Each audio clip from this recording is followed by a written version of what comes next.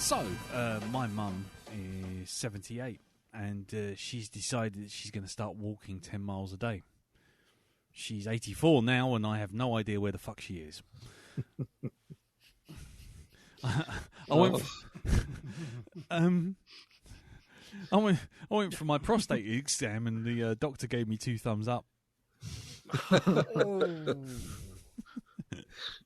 And do you know what I noticed on the way home? You can't buy anything British made anymore. I got a new PC with built-in antenna. I don't even know where fucking antenna is. Hello, everyone, and welcome to the Black Dog number 137. I'm Lee. I'm Darren. I'm Jim. And I know when to finish. Really? Not like that. Would you like a tissue? Would you like a tissue, sir? I should have said stop, not finish. Oh. There you go. It's going to be a long one.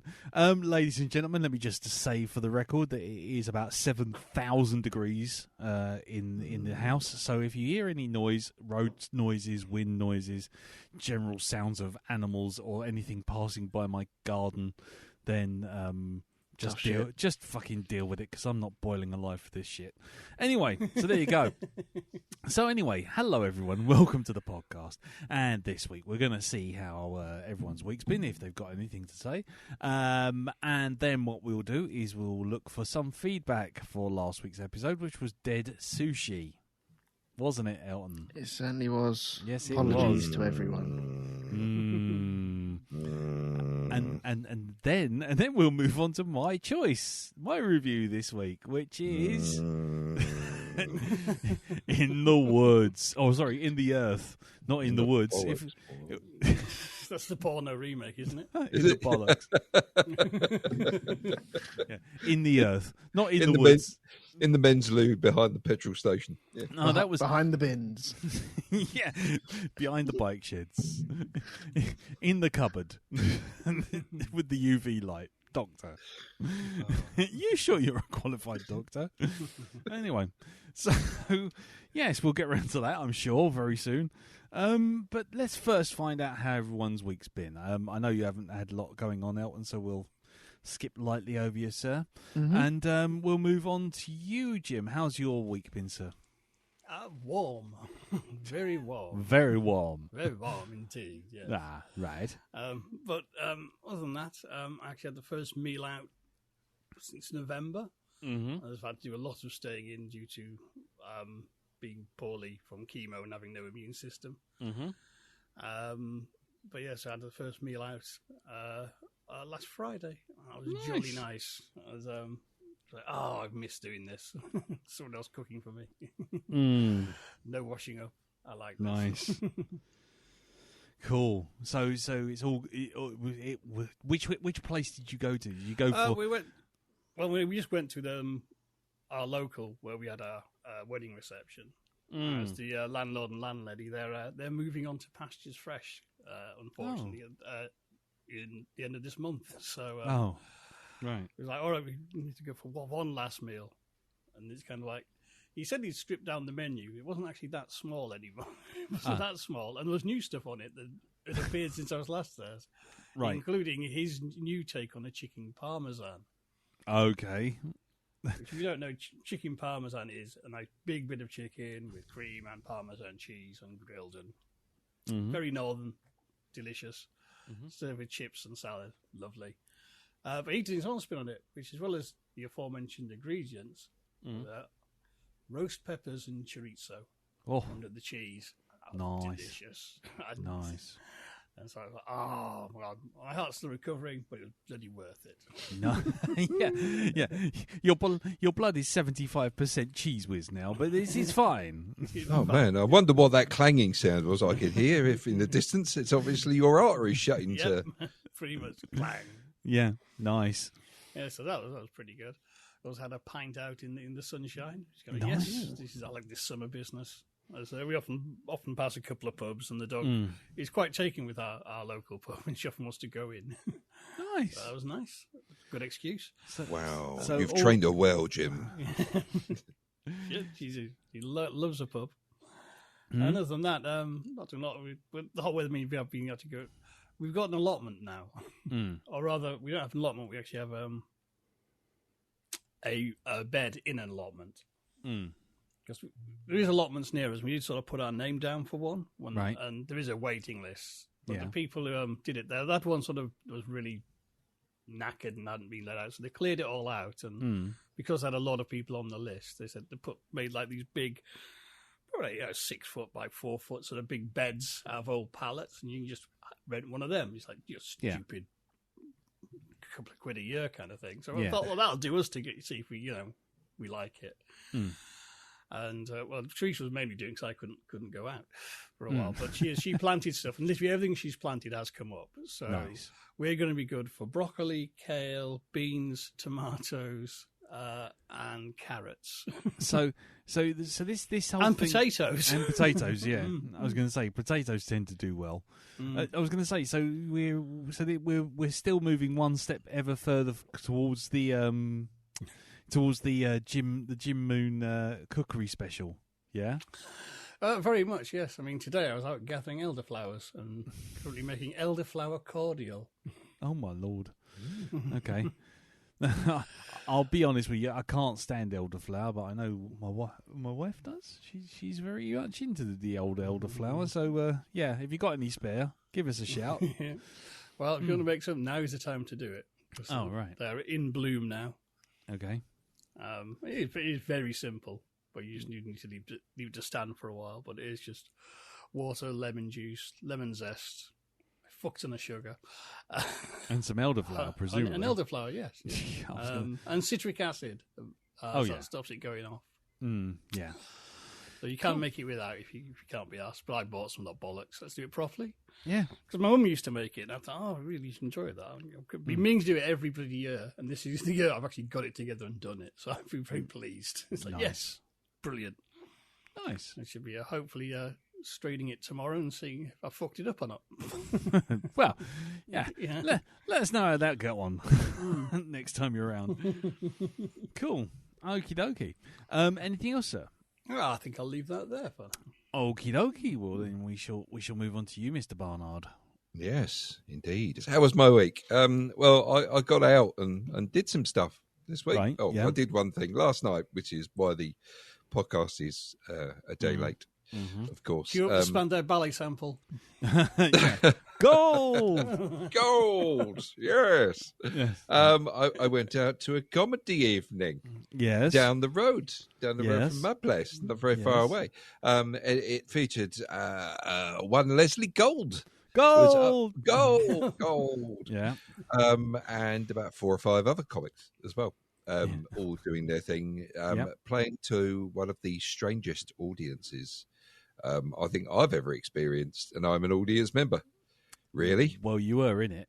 So, I was in it, yes, yeah. But no, there was, I don't know, it was just, there was something about the atmosphere just didn't seem quite right. Now, Right. first of all, I think the main distraction, there were 2 people sat in the front row, right? One was, I think she was from Brazil, and the other lady, the one who was the main protagonist, or antagonist, shall we say, was a French lady who sat there, who I don't think she'd ever been to a comedy show before. Because she treated it like they were actually talking to her personally every time they came out with the story. And she'd say things like, "Oh, please do tell what happened when the man sort of like came in with a bucket full of ferrets," or whatever the joke was.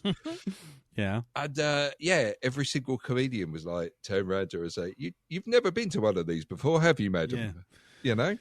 And she just wouldn't shut up. She sat there with a mate carrying on a conversation in the front row, not 2 foot away from this comic.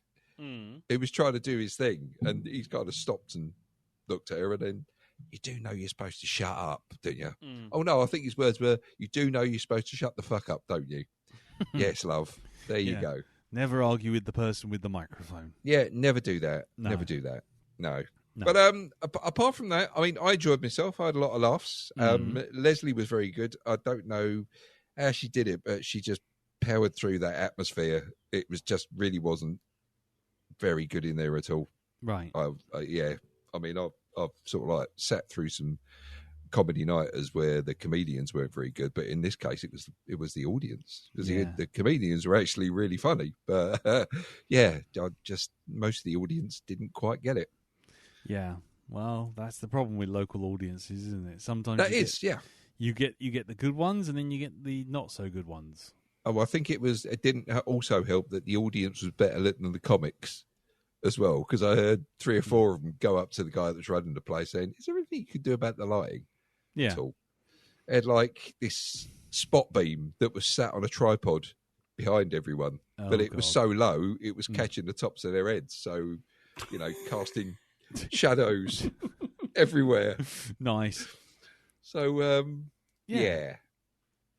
But the top comedian there that was there that night was a guy called Ben Norris. Have you ever heard of him? No. He is quite popular, but he was very good. He was very good. He was one of the few where it didn't the atmosphere didn't bother him, if you know what I mean. He kind of used it to his advantage, but no, it was a tough crowd. Very, very tough crowd. Yep. So there we go. So there's that, really. Started watching season 6 of Rick and Morty. The troubled show now, because it's like, I want to continue watching the show, but I know what's happened with the bloke doing the voices. Yeah, except I think he got acquitted. Did he? Yeah. Yes, he did, I believe. Yeah. Was it like acquitted, or was it, you're just squeezing under the door on this one? Mate, I haven't spoken to him, nor am I his lawyer. I have no idea. Okay. I cannot comment any further than what was said in the news. Well, that aside, very much enjoying season 6. So it's going to be interesting to see what happens with season 7 if they do one. Yeah, like I said before, Rick and Morty sort of impersonators are a dime a dozen. You can find them everywhere. Yeah. So, I don't think they'll have any trouble finding a good replacement. Yeah. No. I mean, I think I looked it up. First one I came across was like, he was spot on. Yeah. The guy. Yeah. So that's cool. Okie dokie. So Indeed. Rick and Morty, and Yep. That's about it, really. That's about it. Blimey. Well, it's all powering ahead this week, isn't it? Yeah. I'm really looking forward to going to bed at 10:30 tonight. I really am. It's well, buckle up, Buttercup. Oh, okay. Here we go. Because my week. I'll start with the easy stuff. I watched the new Guy Ritchie movie, Covenant, which is on Amazon Another Prime. one? Yeah. Yeah. You're doing one every fortnight now. I It don't seems know. like that. Yeah, I was going to say, I think he's got on like a personal treadmill where he just kind of pushes them out every 5 minutes. Like he tries really hard. Phrasing. Do we not do phrasing? Doesn't he just stick several cameras at different angles on the same film shoot and then sort of like repurpose the footage? Well, you say from that those angles because if you suddenly said Guy Ritchie movie, what would you be thinking? Right, God blimey, strike a light. Yeah, you slag. That's what I'd think. What about you, Jim? Pretty much the same, but I'll probably go, hey, how you doing with the old tea kettle, you little trout and toolbox? One of those genuine cocky phrases. That's it. Yeah. Hello, me mucker. Up the apples and pears. Go blimey, governor. No, actually, if I was to say it was a dramatization of a true story set in the Afghan war, how about that? Oh, A bit left did field. they have many Cockneys in the Afghan war? Or? No, not a single Cockney accent for miles around. Basically, whether or not it's entirely true is up for debate because I didn't look too deep into it. I just got this kind of like here's the photo. You get the photos at the end of the actual people involved. Right. So you're kind of like, oh, okay. So there's definitely some factual grains to this thing, but essentially what it is it was during the American occupation of Afghanistan, or occupation, or wherever they. I won't get into the politics of it anyway. And they were there, and then what happened was, one little special ops team goes out to a Taliban holdout, gets ambushed, and basically fucked up. Everyone dies except for one guy played by Jake Gyllenhaal and his interpreter, whose name I cannot remember, and I really should, so I'm going to look that up while we carry on talking. But essentially what happens is Jake Gyllenhaal gets absolutely fucked up as well. Bullet wounds, the whole 9 yards. And his interpreter, who he's been a bit shifty with, basically turns around and straps him up. Yeah, Dar Salim is the name of the actor. Okay. And he basically straps Jake Gyllenhaal to a makeshift raft and basically pulls him for nearly about 180 miles back to an American base through Taliban-infested lands. Wow. So that's the first half of the movie. Oh. Okay. Yeah, exactly. The second half of the movie is back in the real world. Jake Gyllenhaal, has been honourably discharged, taken out of service. He's done his tour of duty. Thanks very much. He's living in the public life, but then realizes that he promised the interpreter to get him and his family out of Afghanistan as payment for him helping them in their helping them out. Yeah. And the American government is basically giving this bloke the runaround. And then it turns out that the interpreter has basically gone to ground because he's become public enemy number one when the word gets out that he actually helped this number one hunted American soldier get out of Afghanistan. So then it becomes the second half becomes Jake Gyllenhaal getting back into Afghanistan to find his interpreter mate to get him and his family out of Afghanistan to sort of almost repay the favour. Oh, right, okay. And it's okay. It's not bad. If you never saw who made it, you wouldn't have a first foggiest it was anything to do with Guy Ritchie at all. Yeah. I mean, you could do if you sort of looked at like the titles, the way the titles come up over everyone's face, like it's a sort of like Western from the 1960s. But apart from that, and it's pretty straightforward. The only thing that kind of lets it down a little bit, it is quite a good film, but the only thing that kind of lets it down a little bit is, and this is going back to Ryan George again, is the whole thing of like Jake Gyllenhaal. He's gone back into Afghanistan. This guy's gone into hiding. It's been 3 years or whatever it is. And they go, we don't know where he is. We don't know where he's gone. This guy's gone to ground because he doesn't want his family to be hunted down by the Taliban, and we're not going to find him. And it's like, so how's Jake Gyllenhaal going to find him?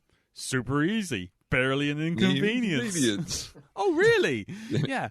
And literally finds him in about 3.5 minutes. He just sort of calls in 100. He calls in about 100 favours from a dozen people all around, and just goes, "Oh yeah, you geezer who plays Homelander in The Boys, come over here, get your team of mercenaries. You know where he is, don't you?" And they all go, "Oh yeah, he's over there." And they all go, "Right, okay, fine." And they go get him, and it's just like, the fuck. And they literally find him in about 5 seconds flat. And then the rest of the film is like a sort of long-running gunfight to this dam to have him extracted. But it's if you can kind of get over that sort of like, hold on, we've just done like an entire hour of very slowly dragging Jake Gyllenhaal's barely breathing corpse across burning desert. To only go, well, where's this Dar Salim geezer? Oh, he's over there. Oh, all right then. Should we go? Yeah, let's have a gunfight for the next 45 minutes. Brilliant. But but apart from that, it's not a bad little war action film, and the fact that there's supposedly a grain of truth to the whole thing kind of makes it a little bit better. And it's not bad. It's not bad. It's certainly worth a look. It's not something I'd recommend and say go out of your way to see. But if you're at a loose end and you've got Amazon and you're sort of sitting there going, yeah, what can we watch? You could do a lot worse if you just wanted a bit of action and a bit of tension and that kind of thing. It's quite cool. So there's that. Now, second thing. Actually, I'll do the third thing because the second thing leads to the third thing. Right, so I also was at a loose end on Sunday night, and I'm sitting there and I'm like, I've watched everything I want to watch. And we're sitting there and Carol says, what about this? We got Avatar, Way of Water. Oh. And I'm like, do you know what?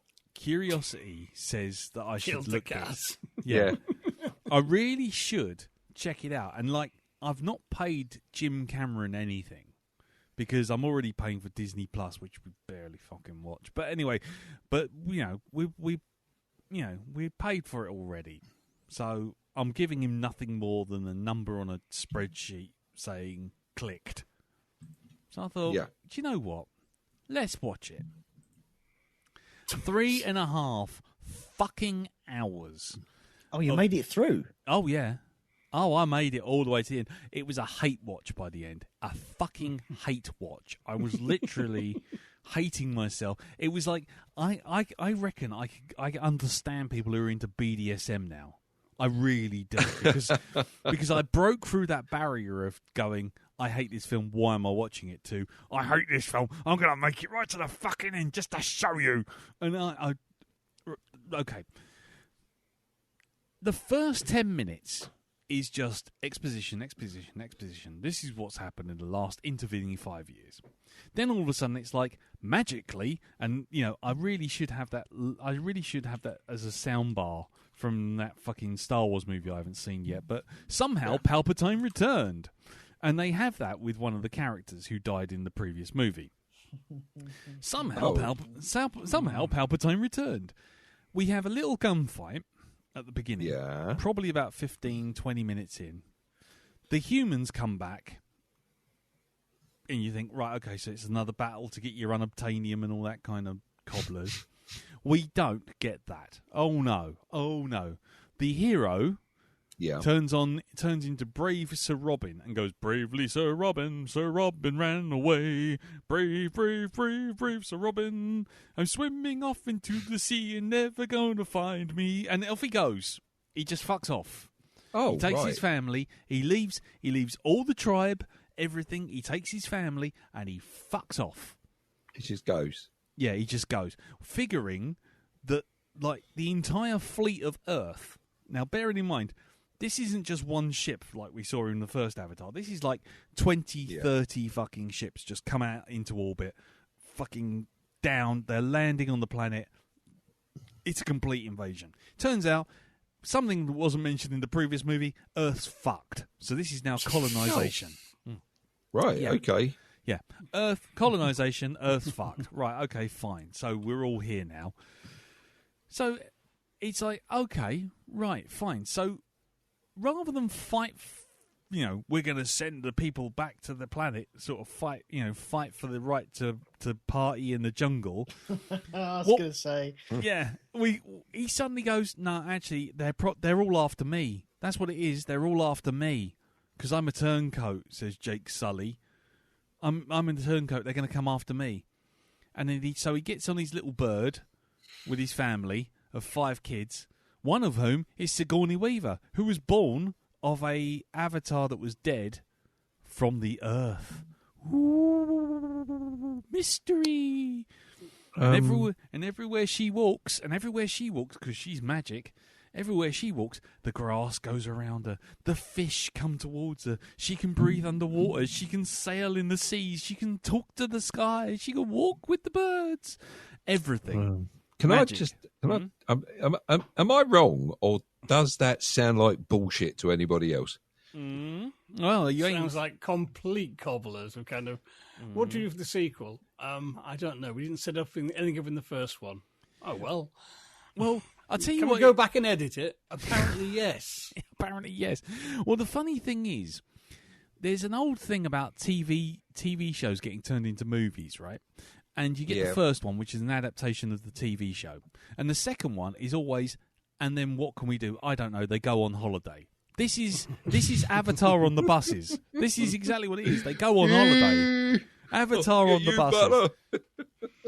So they fuck off. They fuck off to the other side of the planet, to some watery planet area, biome, and they go there. They land, and there's all the Avatar Navi type people, except they're all adapted for water. So they got fins for feet, and they've got their tails are like big long eely tails, and it's Basically all, Norwich. yeah, exactly, exactly. They're all inbred, and they all live on an island. And they've all got webbed hands. Yeah, Exactly. is that right? So, Yeah, so webbed basically, fingers. it's the Isle of Wight. Anyway, so basically,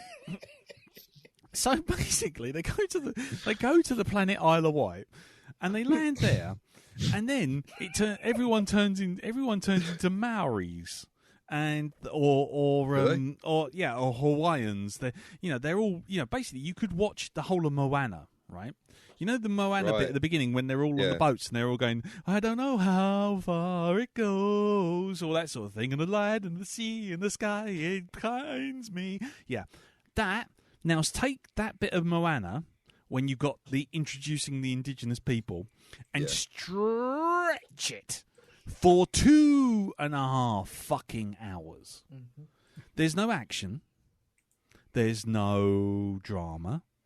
There's nothing apart from everyone learning how to swim with fish, talk to birds, spear fish. Exactly, under the sea. Can I tell you how I felt watching this? And when I watch Avatar the previous times as well. Have you seen the second one then? I've seen half of it. I know, I saw an hour and a bit of it. So am I wrong so far? Because I know that No, someone... not one bit. Oh, okay, go on. Not one bit. But it just feels, when you play a video game and they have that tutorial bit at the very beginning that you can't skip. And you're like, well, I really want to play this game, but I need to learn how to play the game again. Or I know how to play the game again, and this is really fucking dull. But I've got to scrape through this bit to get to the good stuff. Yes. It feels like you're doing that constantly, and with the very first one as well. But you don't get to any good stuff. No. And that's the problem. The second film literally draws out the look at the wonders of Pandora. I can show you the wonders on the wind, sort of thing. It goes proper Disney kind of National Geographic, Blue Planet. Look, here's a fish and it's got its head on sideways. Here's a fucking other fish and it flies. Here's a fish and its bum makes bubbles. It's just fucking just an entire biosphere of stuff. And you go, great, I'd like the story now, please. Because 15 minutes of exposition and then running away from your bush friends really ain't a story. And then it's just how do these people integrate with the integrate with planet fucking Isle of Wight? I don't know. How are they going to get on? I don't care. All I know is that all of Sully's kids, right? Now, bearing in mind, in the first one, it's like Sully's learning the language, isn't he? And it's all sort of magical native type speak. It's like real bog standard 1960s The Searchers style. Magical Inuits kind of going, I see you, me, no planet, sort of thing. And now in this one, they're all going, dude, bro, dude, bro, dude, bro, Well, they're surfers, though, aren't they? Exactly. But it's not the planet Isle of Wight people. It's the monkey people who've come from the forest. I fucking hate this film already. Did they have a rap battle? No, but they do have a fight, and they do have a dance off. No, there is a bunch of kids. There is a bunch of kids, and they all don't get on. And it's only when one of them takes the fall for the other one do they learn respect. Oh man! because one goes where he shouldn't, and I then do the love it other when they one do. covers with that. I love it when they do original stuff in movies. Well, this does it even more, because it's like every time it's like, kids, don't go in this evil dark mangrove. Don't go beyond the reef. Don't go here. Don't go there. Every time they do, they go there. Something happens because something in the forest, in the sea, attacks them. Whether it's a shark or whether it's like they almost drown in the fucking magic forest. I don't know. The thing is, the plot doesn't actually start until about 45 minutes from the end. By which time, it literally is just the outcast kid falls in as a friend with an outcast whale. I'm not joking. The outcast whale has been kicked away from its pod because it has been disgraced because it killed someone, and then basically they have to team up to get the dad out of the fug and stop these military people who are, strangely enough, coming after Jake Sully. Because, you know, if you've taken over the entire planet and your enemy has gone to ground and fucked off somewhere and is doing nothing, of course what you do is you chase halfway around the planet for him. And of course you'd find him in 5 minutes flat. Of course you would. Yeah. It's bollocks. This film is absolute bollocks. Oh, and then the again, thing is, he's easy to find, mate. He's easy to find. He's the blue one. Yeah, he's the blue one. He's the blue one who's saying dude and bro. Yeah. But the thing is, right, the worst bit is that after by the time you reach about the 2-hour 40 mark, we've now got to the point where they've integrated with the Isle of Wight people. And basically now everyone, it doesn't matter who they are, can swim underwater for literally, tens of minutes, 20 minutes, 30 minutes. You see a scene where the military turn up and they drop submarines into the water, some of which have grabby hands, because of course they have. Grabby hands, eh? Grabby hands.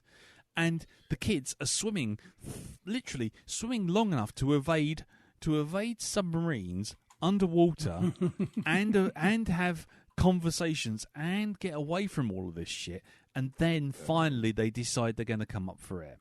I don't like the sound of this, mate. This sounds like this film should be on a list, right? You've got things jumping into the water with grabby hands that are in there with kids. What? Yeah, and one of them goes, "Can you tell what it is yet? Sunrise early in the morning." Anyway, so you get to the end. So when there's a big end thing, which is on a whaling boat. Oh look, who would have known the outcast whale and a whaling boat? Where's that going to go? Who knows? Who knows? And basically, the boat fucking sinks. They're all having a fight on this boat. The boat sinks, and then the big problem is how are they going to get out the boat, which is sinking, without drowning? At which point you go, motherfucker, I've literally watched 2.5 hours of you learning to swim and breathe underwater for nearly 25 minutes.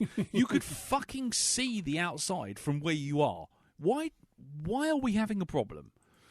And then on top of that, they drop in a massive thing of, and guess what? There's a jellyfish, and if you stick your little tentacles in the jellyfish, it allows you to breathe underwater, like Aqualung. Yeah, exactly.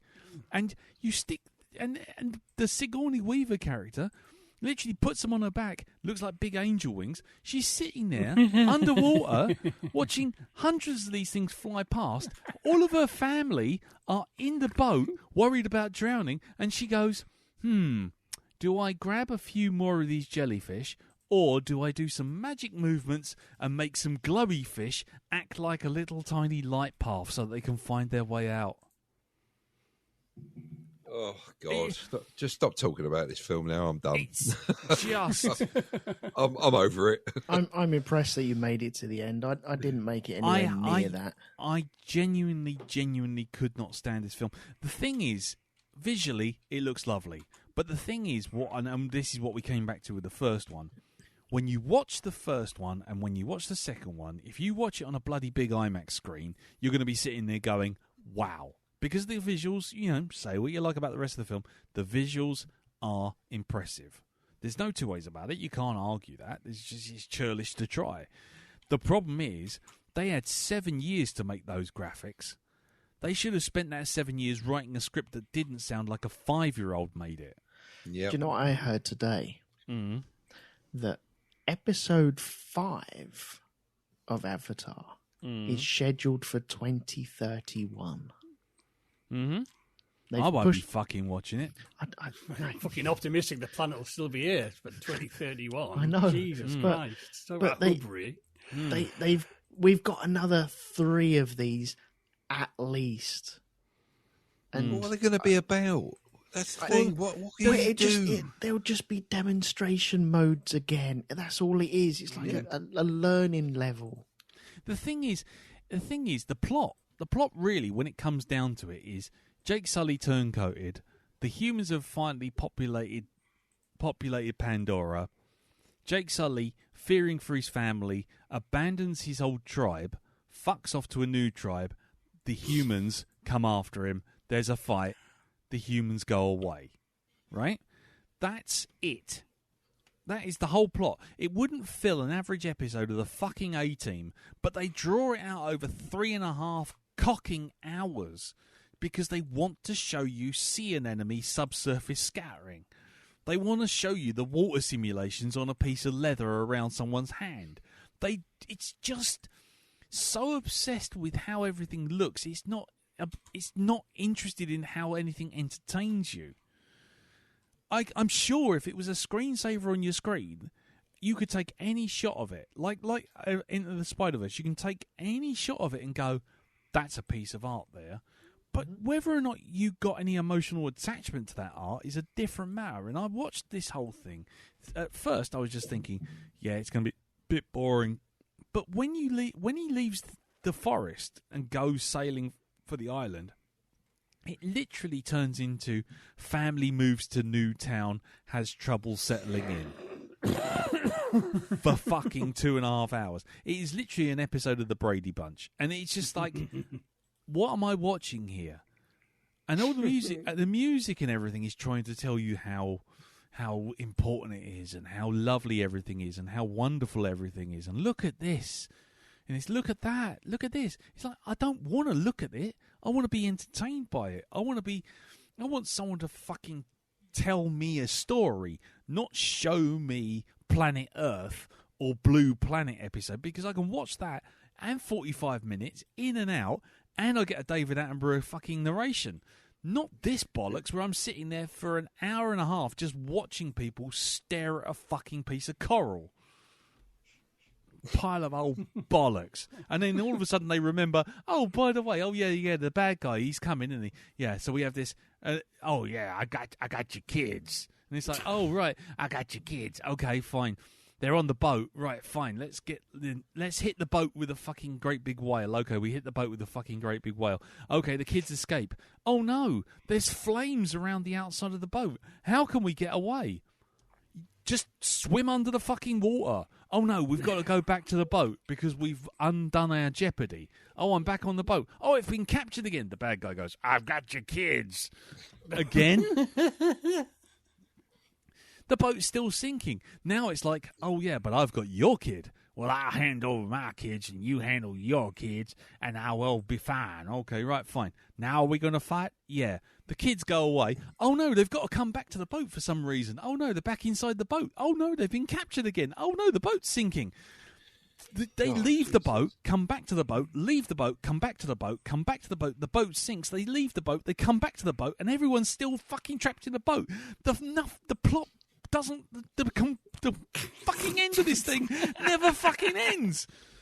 Is it the music at the end of this? Does it close with "I'm on a boat" by the Lonely Island? Take a good hard look at the motherfucking boat. No. Yeah, you know what? It fucking well should. It really should. Avatar: The Way of Water. The way of my insomnia is what it was. It was just like a way of curing insomnia. I'm sure there are people who are loving it and giving it the big one, but Jesus H. Christ, it's beyond a tech demo. Try watching it on a normal size telly and tell me that it's fucking brilliant visuals. Yeah, it is. Probably, as long as you're sitting there with your nose pressed up against it, but What's it? What's the entertainment value after looking at the graphics? Nah.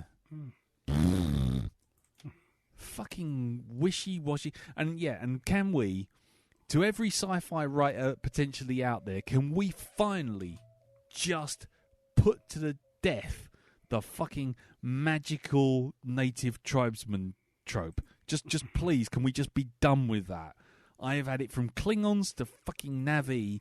If I see one more old, shriveled alien wise man who's covered in bones and grass skirts go, "You are not one with the planet or your spirit or this," and then we'll have a ceremony for 25 minutes, which is clearly there for the writers to have a laugh at a bunch of cosplayers at Comic-Con. Can we just stop? What was the one in Predator 2? Yeah. Exactly. Fucking. Oh, what was that? Oh, yeah, the one in the King alley. Willy. King Willy. King Willy. That was it, yeah. Throwing his chicken bones all over the place. Can we just stop with the magical natives? All right? You know, it's got to be at some level offensive if you're a Native American, or if you're from Hawaii, or if you're someone from New Zealand, or you know anyone, or an Aboriginal, or anyone like that. If you're constantly being portrayed as some kind of magical wise person who's got some connection with some magical force, just so that the hero can go, "Thank you very much, you've taught me the ways, wise master, and now I shall go beat up the bad guy with a fucking gun." I mean, it's just like, just no, just stop it, just stop it. I'd paid money to see that movie. Somebody does a 4.5 hour film of being trained as like a fucking unarmed assassin, and he just walks up and shoots someone in the face. Exactly. Thank you very much. That's it. That's it. But that is it. That is exactly it. It's like, you know, oh, you've got to be one with the water, the way of the water. And it's like, right, okay, General Quatch turns up, or whatever his name, Colonel Quatch, or whatever his name is, turns up, and then they have a fucking fist fight with a bunch of knives. None of it means anything. It means nothing. Oh, God, what a pile of old bollocks. You cannot be one with the water unless the water is one with you. Oh, we do have that conversation. I can quote it to you if you want. I can look it up on IMDb. It's really, it's proper cringe. The Sphinx. The Sphinx It is is. live Hold and kicking. Hold on. Yeah, it is. Oh, hold on. The way of the water. Mm-hmm. The way of the water chant. The water cannot flow through your spirit unless your spirit is flowing through the water. It isn't far off of that. It is not far off. Hold on. Here we go. What Here we a go. load of old bollocks. Here we go. This is right. Now, bearing in mind, you know, The water has passed you, but you have passed water. Yes, that's exactly it. Basically, you've got to picture the scene, right? Someone who has been able to sort of swim underwater for 45 minutes, clearly in some scenes, right? Now is drowning in a submarine, in a sort of whaling vessel that's sinking, with a corridor that's only 20 feet long back to the surface, right? But no, he can't swim it now, right? He just can't, right? Right. Okay. So here it is, right? This is the inspirational quote, right? The way of water has no beginning and no end. Our hearts beat in the womb of the world. The water connects all things, life to death, darkness to light. It's like, fuck off. Yeah. Just fuck off. The sea is your home before your birth and after your death. It's like, really? Really? Yeah, it's like, it's all those kind of things. It's just like all those kind of really, really naff kind of tropes. Yep. Yeah. It's like, you know, I can see it now. I can save my family by running. I can't save my family by running. This is our home. This is our fortress. This is where we make our stand. You know, you are not leaving, are you, Jake? Knowing I'm out there, knowing I'll never stop. I'm coming for you, and when I'll do, I'll kill your whole family. Dun, dun, dun. Jesus fucking... Yes. Yes. There's even the quote that says, I can't believe I'm tied up again. Yeah, you're not joking. Fucking kids get tied up more times in a fucking bondage factory. Anyway, fucking Avatar, fucking Way of Water. What a pile of old shit. Just turn the volume off and just leave it on a fucking screensaver and call it a day. Anyway, the other Put you thing. down as a maybe? No. No, not Okay. at all. No, not even at all. So let me just finish this section because by saying that I had an experience which may have helped or may have hindered my review of the next movie we were about to do.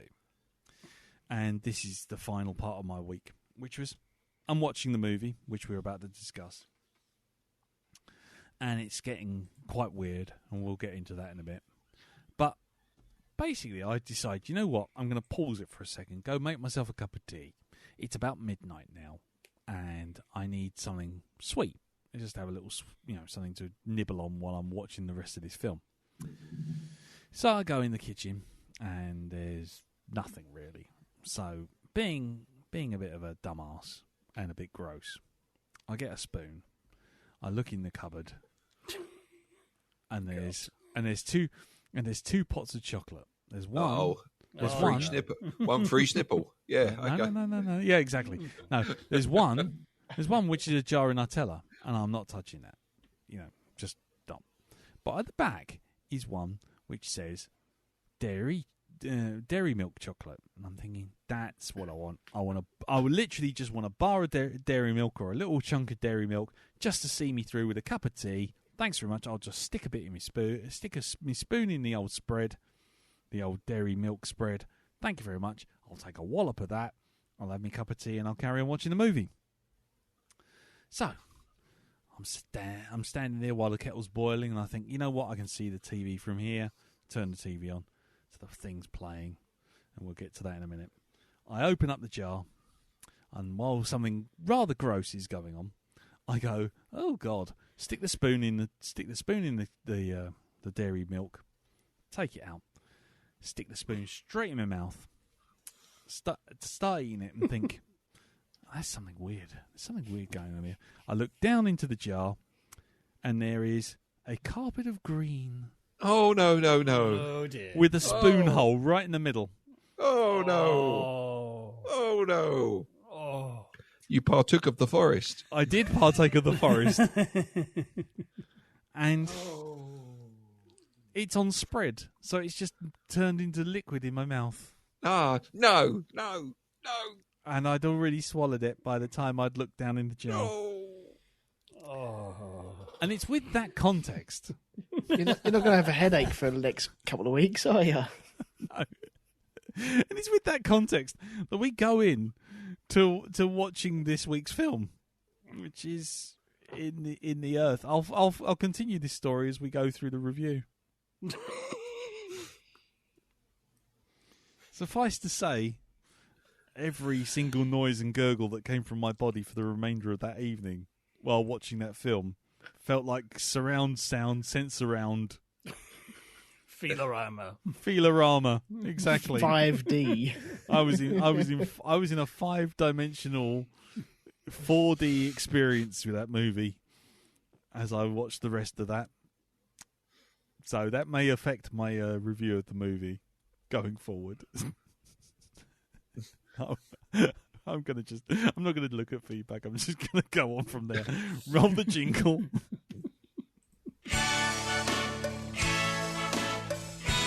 Ooh, we're watching a new movie we've never seen before. I'm buttering my nipples and waxing my ass. Roll up the Mystery Monica film. Roll up for the Mystery Monica film. Roll up Masturbation. for the Mystery Monica film. Roll up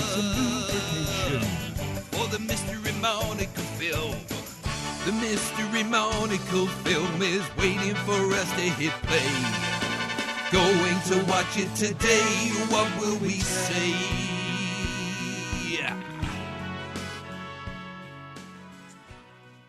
Right. So, in the Earth, stylized as in the Earth, because the A's upside down. Because Why not? Is a 2021 science fiction horror film written and directed by Ben Wheatley, who did the film Kill List that we previously reviewed.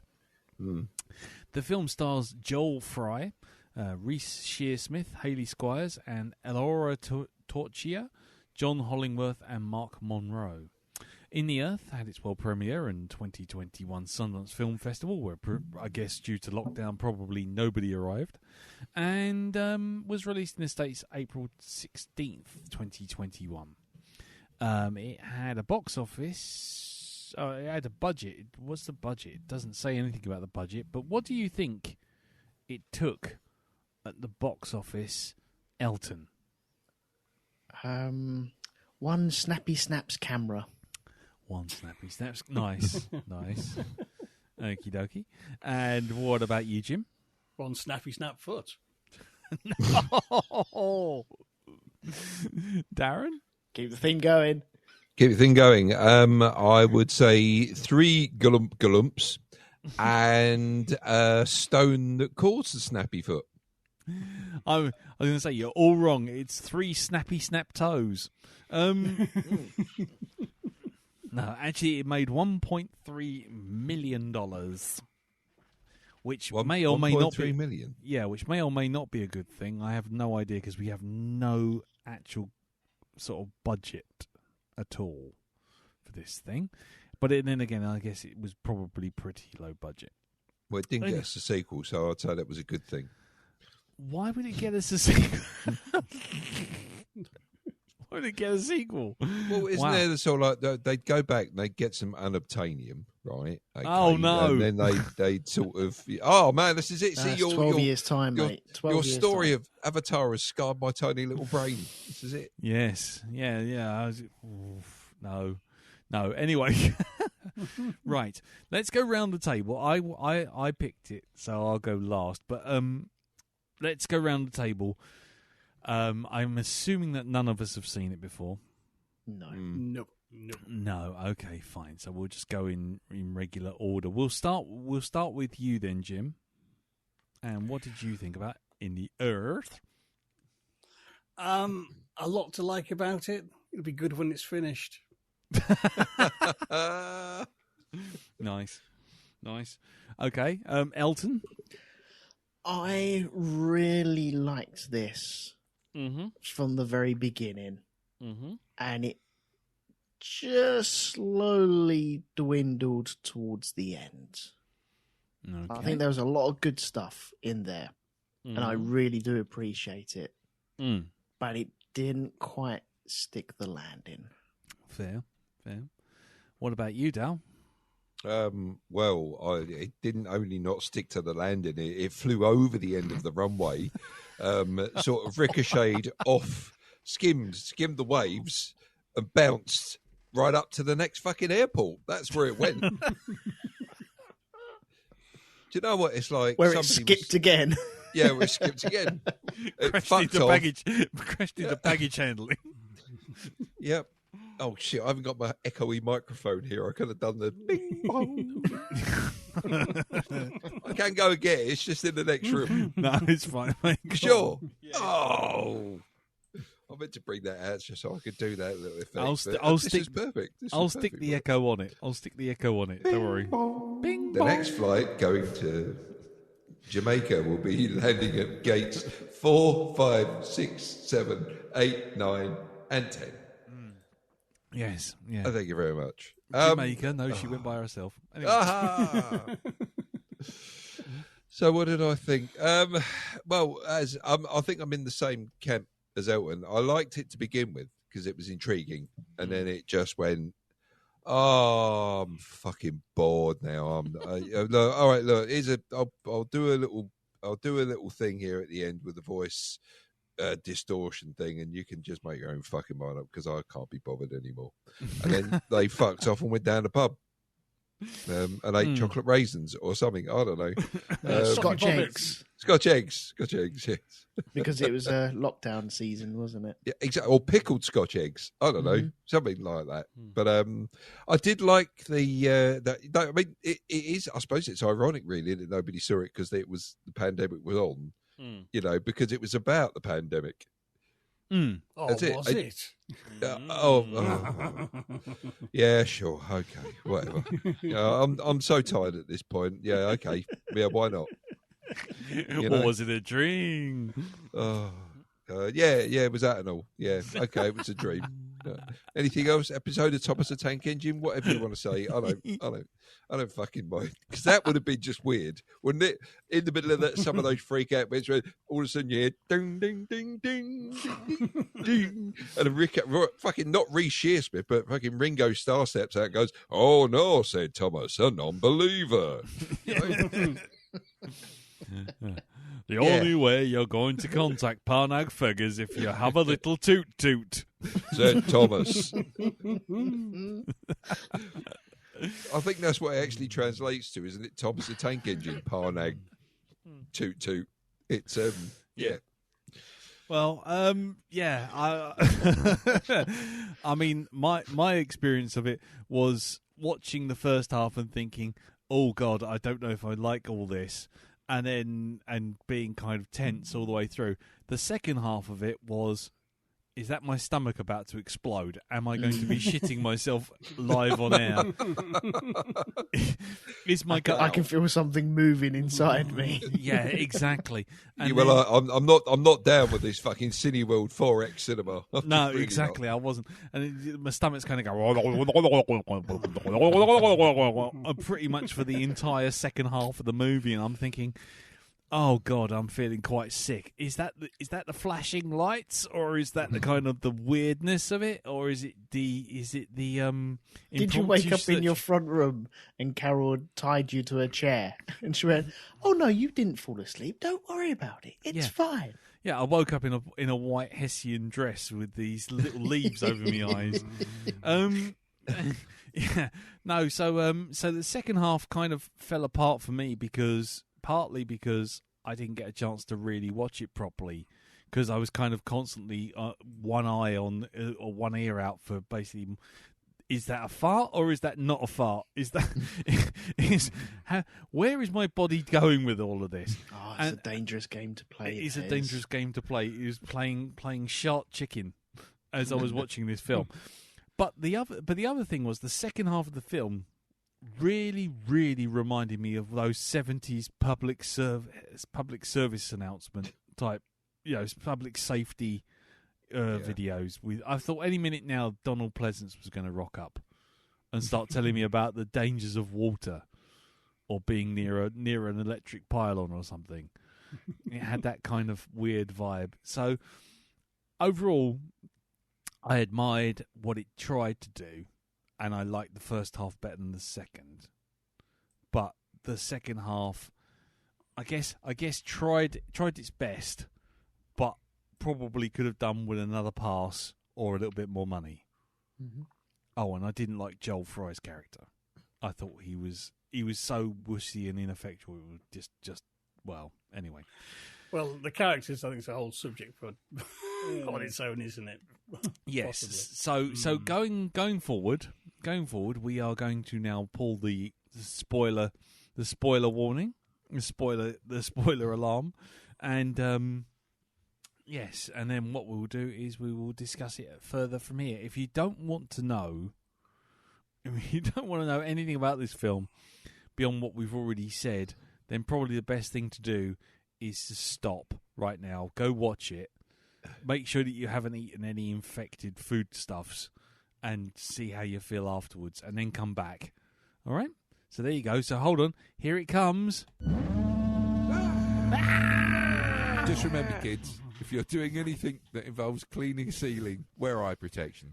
Thank you, AI Darren. Anyway.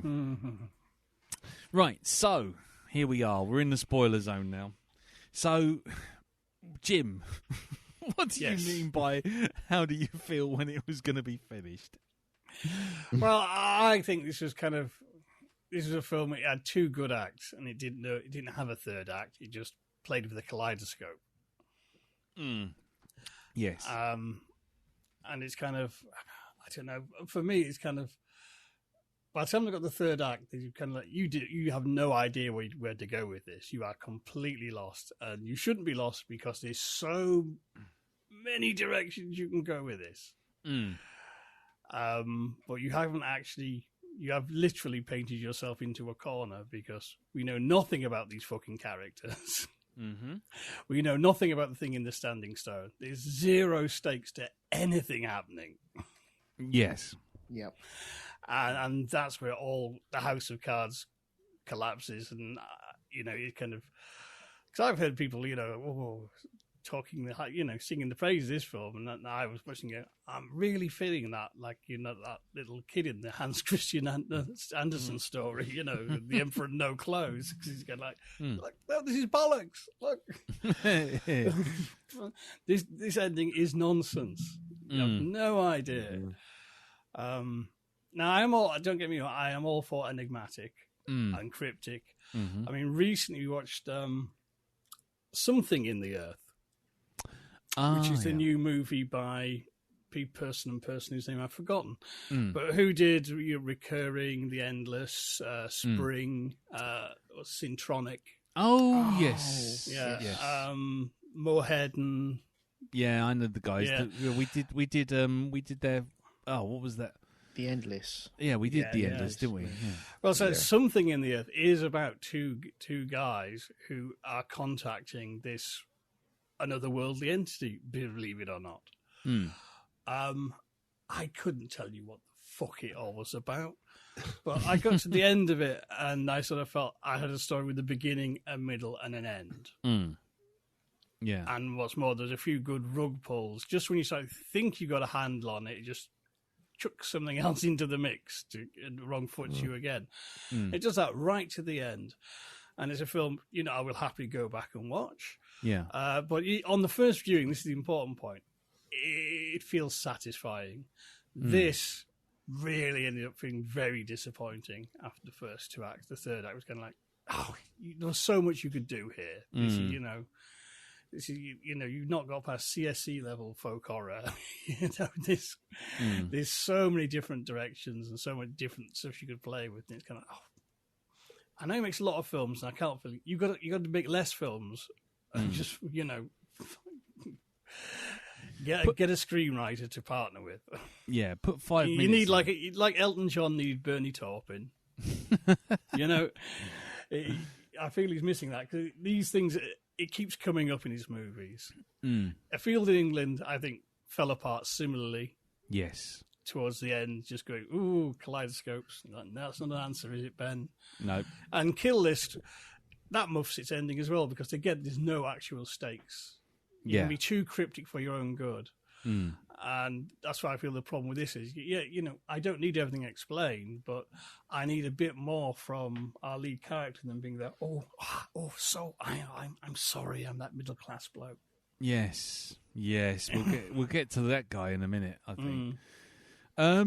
What about you then, Dow? I mean, because like with the ending and everything, I mean, how were you feeling with this whole thing? I just felt robbed by the end of it. It's that whole thing of, so the supernatural presence has taken over one of the characters. Okay. All right. Well, that's one of those sweep it under the carpet endings, isn't it? That does it for everyone. Yeah. So, I was really into it to begin with. It was a nice, tense, production. But then as it went on, as it got sort of like, it got to Reece Shearsmith, he does the thing, and then it's that usual thing of, it's that usual sort of tense kidnap sort of scenario where they're trying to get away, and you're sitting there willing them. It's like you're looking yourself for ways for them to get out and bash him around the fucking head, So it's like when she stuck him in the eye with that fucking blade, that was, or whatever it was she stuck him in the eye with, I think it was a knife or something. It was a pair of tongs. Was it a pair of tongs? I thought it was a tent peg. Well, it looked like she had a pair of like fucking, the sausage tongs you use for that was a tent the barbecue. peg. She dragged it out of the floor. It was, yeah? Okay. Nope, you're going to have to get me down the hospital. fuck off. Boot to the face. That did make me laugh though. Yeah. Because that paid off the whole thing of the I think we're going to chop your feet or toes off. No, I think I just need to get to the hospital. No, you don't need to get to the hospital. And then finally you get to the end. It's 30 miles away. You can't go to the hospital. Yeah, I have to do it now. Now shut up. Let me concentrate. Exactly, and then all of a sudden it comes back to him, and it's like, I really think I need to go to the hospital. Fuck off. I mean, if it was just for that payoff, I think it would be fine. I really do need to go to the hospital. Fuck off. It's only 2 bosses. God, see, now I've got that scene from the League of Gentlemen movie come up in my head where he goes, "Oh, they tortured me. They stuck me in a cupboard with my coat on. I know it don't sound like much." I don't know why that came to mind, but it just did. Yeah. Okay. So anyway, you were saying about the tent peg. Yeah, I that was satisfying, that bit there. But it was that one thing. It's like, as I'm watching it, suddenly it dawns on me: you don't know where this is going, do you? You've got to a point where you've painted yourself into a corner. You've used up your mystical bag of tricks, and this is it now. You're just going to blind us with, lights and deafen us with noise, and that's your plan. Isn't that right? And it was, frankly, and it's just I think it was a case of style over substance. Yeah, in the end. That's a phrase that was bandied around on the sofa. Yeah, in our house after watching it. Indeed, you can be as artful as you like. Is that it? Yeah. The Neon Demon is exactly the same sort of film. It's that's fucking awful.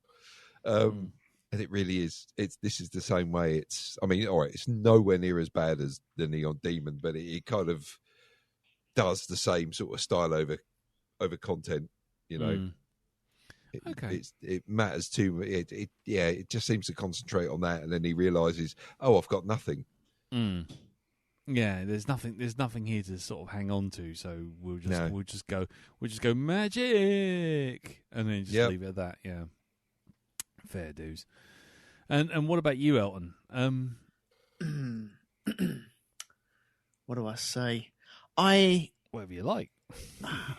I really like the style of this. This is something.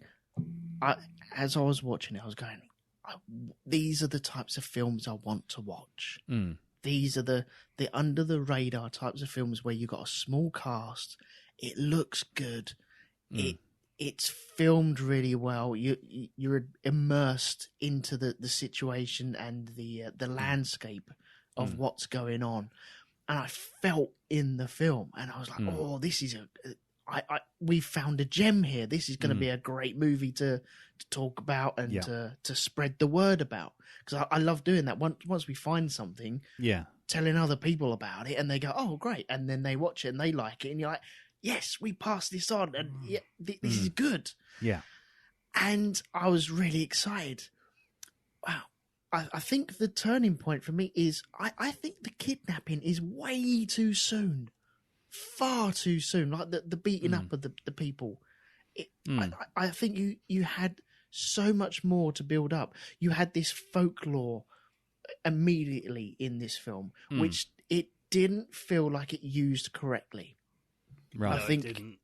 It was a mishmash. You've got something with a Celtic Welsh name, then a very clearly medieval book, and the woodcut illustrations were the wrong style for the period.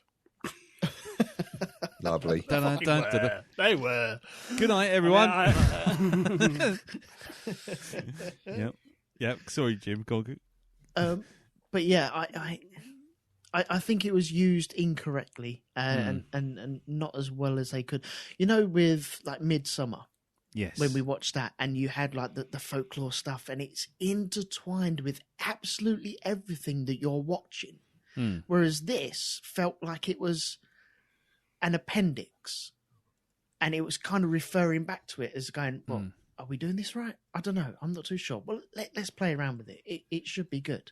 It felt very rushed in certain places and very, very slow in other places. Joel Fry, his character, I won't go into it too deeply, but I think he was underused all the way through this. I think that was a style choice, and I think it was an incorrect style choice. I think he was underused through it, but I think all 6 of the actors in this put in a great performance all the way through. Right.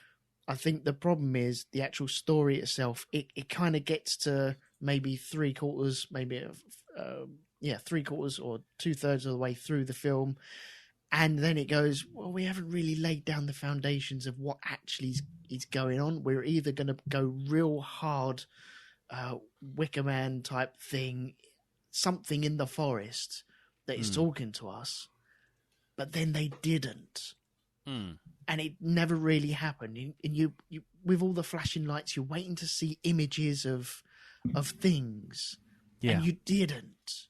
You just saw a man with an axe, and you're like, okay, so this is kind of like a under the radar slasher movie with some sort of folklory thing in the background, which really isn't doing anything with itself, which really could be lending to the story a lot more and getting you a lot more tense, because when you don't see shit happening, you get a bit tense about that sort of thing. You're like, oh, what's going on here? And it didn't use that opportunity that it had. Well, that's the thing for these sort of films, the ones that really work, like the original Wicker Man, not the Cage one. No. Midsummer. What's the other one I was thinking of? Does it? Something in the Earth does it very well. And there's another one. Annihilation. Oh, yes. Annihilation's a good reference. And the Blair Witch Project. All of these things have these sort of, people going to a place where things aren't quite right, and there's ancient beliefs and ancient forces. But as Elton says, it's all woven in. It's all, everything you see is relevant. It's all building up to the end. I mean, kind of in the Wicker Man and the Midsummer, you have the great reveal, the these at the end. Yeah. And you have, say, in Annihilation, when you see that humanoid entity that appears, the thing all in black, and it's like, you have a real moment of in dub. Hear me now. Hear me now. Come now. Yeah, go on, Jim. But there's that moment where you go, oh my fucking God, what's going on? What is going on? This is going on. Oh shit. This never delivers that. He goes, no. Do you see my kaleidoscope? Fuck off. See, all the kaleidoscopes that I can appreciate all that weird stuff, like 2001 had I love the look of it, but it has to be orchestrated to mean something. Well, yeah, that's the thing. Like 2001, I think you can sit down and watch that, and sometimes you think, I think I've got this, and sometimes you think, no, I've lost it again. I haven't quite got it again. And you have that journey with it of kind of understanding and not understanding what's going on, but you kind of enjoy not understanding and trying to work it out for the next viewing. Whereas this was doing all the weird things, and I love that sort of style of things, of putting weird shit in your faces, and I've loved that ever since I saw I think like the Come As You Are video from Nirvana, where you have like all the sperms and like all the eggs exploding and stuff like that. I thought that sort of imagery is just fantastic because it's so disjointed of what's going on. And it feels like you're looking through a microscope at stuff that you would not normally see. And I'm interested in all that sort of stuff. And you had that in here, but the film didn't quite explain what was going on with that. With a film, you normally go along with the journey, and you'll get it. You'll just understand it. It doesn't have to explain it every time. You don't have to have someone come down with a clipboard and go, actually, you should be doing this, this, this, and this. And this is what this means. And you understand it. But the film didn't do that for you, even subtly at all. It just did it because it was a thing to do. It looked really good. But unfortunately, that was all it is. It didn't really attach itself to the story, and it didn't help you along with the visualizations. I mean, for me, I got to say that the mythology stuff was okay. I didn't mind that so much, and I kind of had a handle on where it was going. I kind of was already kind of one step ahead in some ways when they said sort of because it's always the same, isn't it? When you get in any movie, regardless of whether it's a folk horror or whatever, if there's a sort of like mysterious person wants to go find missing people, you know, and they went out as a science team and then just vanished, it's like, well, there's going to be one of two things. Either whatever's out there has done them in, or they're working with whatever's out there, you know, see like things like the black hole, or, you know, see like Prometheus, you know, you either go one of two ways. You either go, oh look, they've communicated with it and it's now the bad guy. They are the bad guy. You know, they're in with it. They've gone full Hills Have Eyes, you know, Wicker Man. They've gone Colonel Kurtz. Yeah, they've gone full Colonel Kurtz. Or you got the other way where, you know, we go to find mysterious spaceship or whatever, and the mysterious man is leading them into a trap, you know, see, you know, Event Horizon or something like that. So, or you go Blair Witch, where, you know, where it's like all mythology, and we've stumbled on something we really shouldn't have done. The problem for me was I was in with the whole thing of, you know, Parnag Feg and all that kind of malarkey, and I kind of figured, right, that's what it is, that's where we're going. We're gonna run across either cultists, or we're gonna run into Parnag Feg itself, or we're never gonna see it, and they're just gonna be hounded through the forest as things get worse and worse. And the idea of, like, straight away, you could see that there was already a sort of setup right at the very beginning, right in the very opening credits, with the flint, hitting the flint, and putting the flint in the ground, exactly, yeah. And it's like, you know, uncovering it with that, and it's like, yeah, this is all just a trap. The whole thing. As soon as you see that flint in the ground, sticking up like a little blade, and then he covers it with the weeds, and then you think, right, okay, fine. As soon as they got beaten up and they go, why would they take our shoes? I'm like, right, fine. The whole thing's a trap. Right, fine. It's a trap. That's how we're going to go with this. It's not going to go Midsommar. It's not going to go, we've wandered into a cult and we're being indoctrinated, or taken, you know, bringing led lambs to the slaughter. This is a completely separate thing. We know that you're coming. We've laid the trap out. We know you're going to come to us.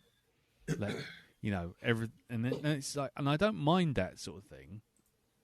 The problem I have is if the characters themselves do not act in a believable way, which is kind of we come back to the main character, because when characters don't act in a believable way, there has to be a couple of reasons for it. Either one, they're hiding something. Two, narratively, they're acting that way because they represent something. Do you know what I mean? Mm-hmm. And if there's someone being crazy, okay, they're being crazy. But if you're being, how can I put it? I always go back to this because I always find it's a great indicator of, like, complete indifference to the worst of things going on. Do you remember Monty Python and the Life of Grail? No, Monty Python and the Holy Grail. I've just conflated two films. Monty Python and the Holy Grail. So there's two knights standing outside of the castle. Yes. And then they look very, very far away. Is John Cleese as Sir Lancelot come barreling over that hill, and it goes, and it cuts back to them, and they're eating an apple, and it's like, there's John Cleese again, still eating an apple. He's still coming, and they're crunching on the apple. He's getting closer, and they're like, not doing anything, and all of a sudden he just magically appears in like 3 frames. He kills one guy, runs straight through the gate, and the other bloke who's still eating the apple just goes, "Oi!" He doesn't do anything. He doesn't leap to sort of stop him. He just watches his mate go down in a gush of blood as fucking Lancelot goes through with a broadsword raised, going, "Ah, how about you?" And the bloke's just like, "Oi!" And that to me is when you got a character that is either, if it's being done for comedy value, fine, but if you've got a character who's in like mortal peril. And he's cut his feet, he's lost his shoes, he's got this lady who's, out of the kindness of her heart, leading him through a forest, saying, "You're going to get lost, you're going to do this, that, and the other." And he's just like kind of, "Oh, I'm very sorry. Oh, okay. No, you're going to chop my feet off. Oh, I don't really think you should do that." It's like, are you a Little Britain character? What the fuck is wrong with you? And, and it's like, she's like, I mean, in one way, you're like, the main Alma or whatever her name is, it's like to emphasise that she's the strong and capable one. Okay, fine. But by making him weak, isn't just making him weak. It's just making him ineffectual, yet somehow the film sits watching him more than anyone else. And it's like, why? Why? It would literally be like watching... I don't know. It'd be like watching fucking Lost in Space, the movie, and focusing 100% on that fucking kid. The who does nothing and just sulks. What was it? The head, the younger daughter. It's just like, why are we focusing on you? The story's going on around you over here somewhere. Well, that was the thing. But at the end, it was kind of, all right, the end doesn't work mythically. Because this folklore stuff has not been bedded down. There's no stakes. I mean, you might just be asking for a bag of chips for all we know. Yeah. Parnegg Fig wants salt and vinegar. Where's my Uber? I ordered it 7 centuries ago. Fucking thing never turned up. Can I just ask, by the way, did anybody else notice how the subject of the pandemic really didn't need to be in there? No. You didn't need it, so it was not a factor, really, of anything. Well, that's another bit. So, thrown in there, underdeveloped, could have meant something. Yeah. But as soon as you get to the end, it's kind of, well, it doesn't work mythically, but it doesn't work on a personal level either, because he's just, some stuff happened to him that was, not very nice. Yeah. I mean, and that last line supposed to be some big twist in the tail, gotcha. Because if not, you would fucking piss poor. Yeah, I mean, at the end of the day, don't give away her fate on the poster, you fucking numbnuts. Oh God, yeah. I mean, the thing was with the pandemic.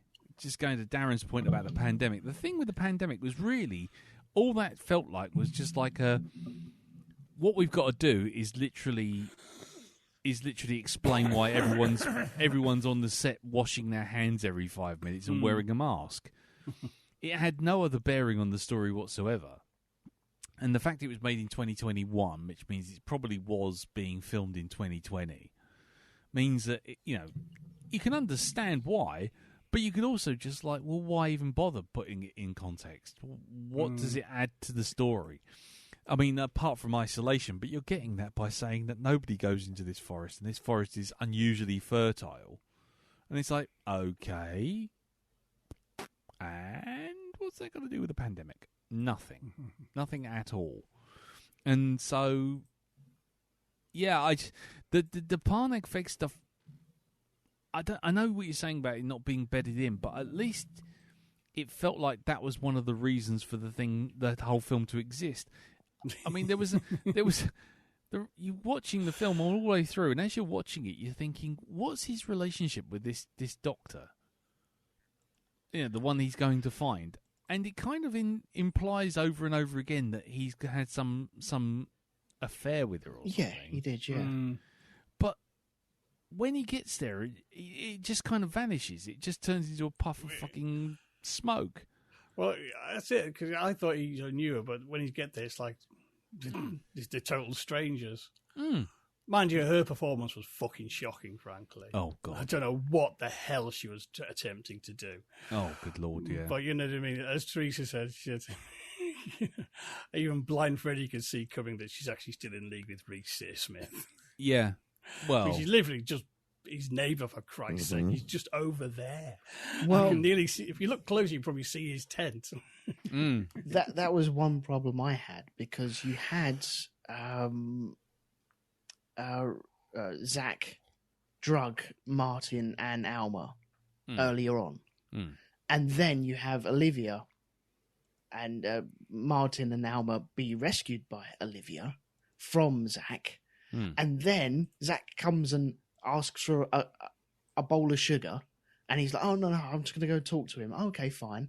And then Olivia gives like LSD to Martin. Oh, drink that. Oh yeah, okay, fine. I'll just drink this from the person that's in cahoots with the person that gave me the last bit of drugs. Yes, that's fine. I'll just hand wave that away.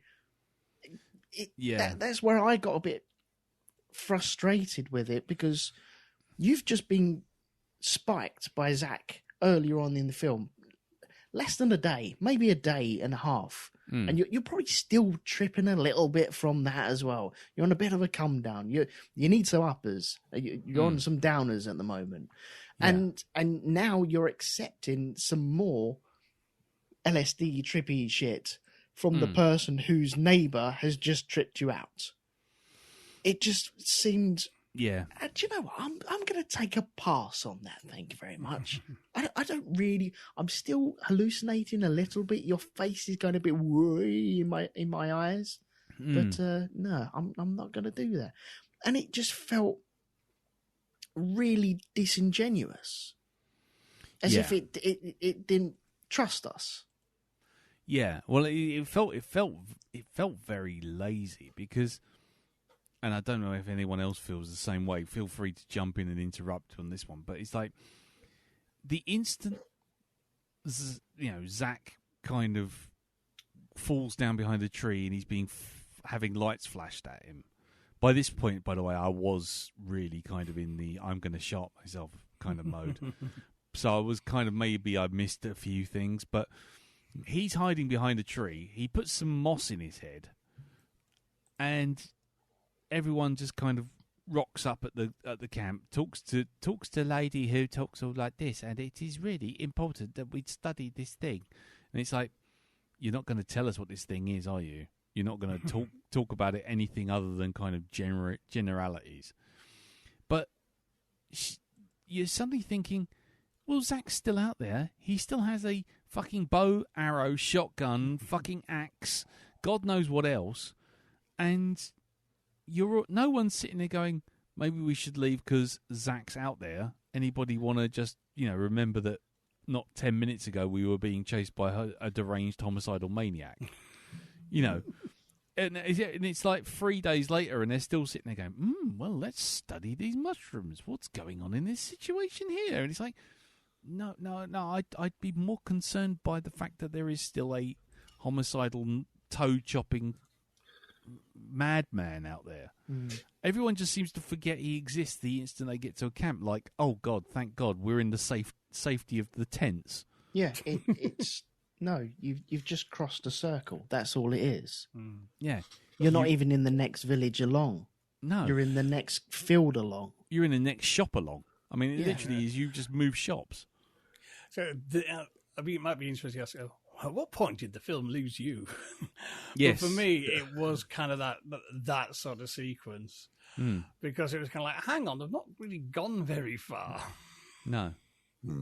And that seemed like, no, this isn't adding up. Because if I was making a film like that, and anyone who's ever done any camping, it's very easy to get lost, and you can have a great sequence where running through the woods where you don't know how far they've ran, what direction they've run in, and then they find somewhere. Oh my God, thank God. But you have no idea where you are anymore. Whereas this was kind of, this went over there. Yeah. You know what I mean? Literally. I can still see you. Yeah, exactly. Yeah, exactly, because he was literally hiding behind a tree between two fucking flashing lights. It was like... it is Monty Python. Yes, he's learned the art of not being seen, not to stand up. Number 5, the large. Mr. Bronson, will you please stand up? Now, Mr. Bronson understands the first part of not being seen. He has not stood up, but we can change this. I have 2 major problems with this, and one of them I might be kicked in the balls for. Okay, the first one is all the strobe lights, and I have found it incredibly hard to actually see what the hell was going on because, man, that was nearly bringing on a migraine for me. I understand that is a director's choice, and it's supposed to make you feel uncomfortable, but I really struggled with it. And it was making me actually feel very, very nauseous, those strobe lights. I mean, I think if this film had had like different acts and title cards like Kill List did, this would be Act 5, fuck the epileptics. Yeah. Exactly, yeah. But the other major problem I have with this, now, please bear with me. Yes. It felt like this film wanted the strong female character front and center. Right. But to do that, they had to really water down the Martin character. Yes. Which I think is the wrong way to do things. If you want that strong female character, then keep the male strong and the female will seem even stronger against that. Well, yeah, I mean, just to address that, I mean, it's more a case of if you don't make someone competent by making someone else incompetent, you just have them do what they need to do. I mean, that's pay attention, politicians. Yeah, exactly, exactly. But that was the problem. It wasn't that she was particularly a strong female character or anything like that. It was just that he was utterly ineffectual in every conceivable way. I mean, he literally was. The only proactive thing he actually does is when he's lying in the body of the family that Zach has already turfed off, and he goes, "Hey!" And that's it. That's his most proactive. That's him at his most proactive. He distracts Zach for 1 second from doing his fucking best Hawkeye impression in the back of Alma's neck. And you sort of go, right, okay, fine. Maybe you are just a bit of a wuss. Fine, I get it. But when he rocks up and the lady's going, I'm going to have to cauterize the wound and all this kind of thing. And he's like, well, no, it's okay. I just need to go to the hospital. And she's like, no, I'm going to cauterize the wound. So she cauterizes the wound. He passes out.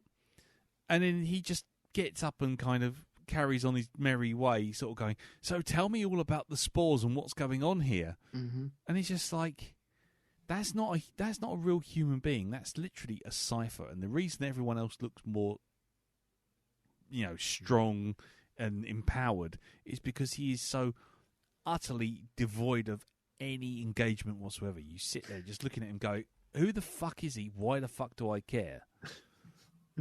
See, I'm not saying that. No, I'm not saying you. I'm not saying you're talk myself into a fucking no hole again, aren't I? No, but I don't think watering down one character is the great way of making another one seem a lot stronger. And I think Alma's character, the character Alma, was less of a character because of it. I think if you'd had. I feel like let me treading on something. No, let me just. My foot is on that fucking landmine, isn't it? Oh click. God. No. Let me put it to you. Let me put it to you this way, right? Alma could have been perfectly fine as a character, and she is perfectly fine as a character.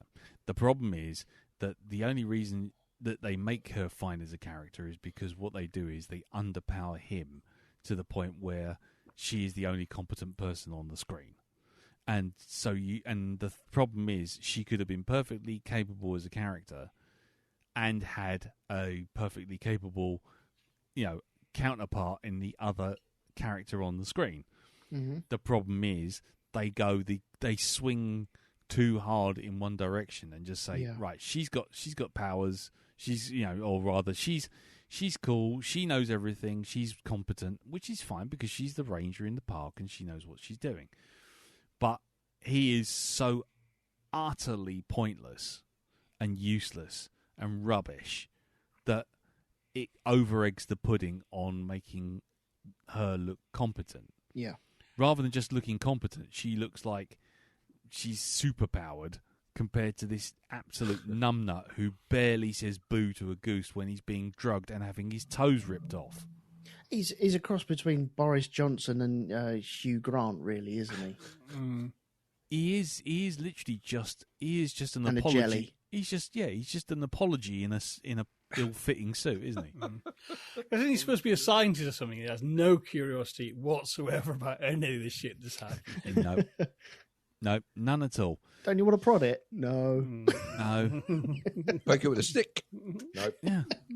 Do you at least want to take a photo of it? No. We should go home now, shouldn't we? No, we've just got to the end of the road.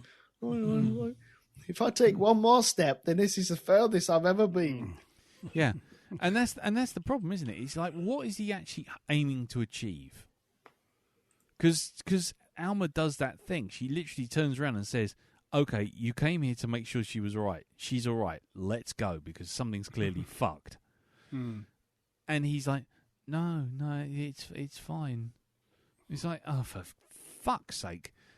I'm surprised he's even upright. I'm surprised he was even able to communicate with his own fingers, because the guy was fucking spineless beyond belief. See, he had that case as well. And that really I didn't feel like it went anywhere. It had some sort of equipment in it, which I don't think we saw. We saw the empty box. And I'm sure, what's his name? Olivia had it by the end of it, but I must have missed somewhere along the line of, oh, this is the stuff in the box, and we found it there. It was just gone. Okay. I'm going all over the place, but I'm guessing the people that beat them up and took their shoes were Olivia and Zach. Am I correct in thinking that, or is there someone else out there? No, I'm going to go with that. No. Probably maybe even just Zach. Zach, yeah. Because we have no idea, and then Zach, trying to deflect them, says, "I saw a lady and a man." Mm-hmm. And it's just like, well, who's the only two other lady and men? Who's the only female and male character in this entire film? Oh, it's you two. Bum. I mean, it's to go back to Avatar: Way of Water. There's a moment in that where there's a human child, and they go, "Whose child could this possibly be?" And then it cuts to the bad guy. It's like completely unbidden. It's like, whose child could it possibly be?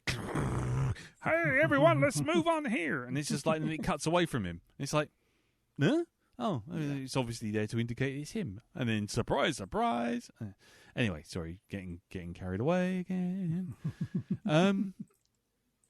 Yeah, so, I don't know.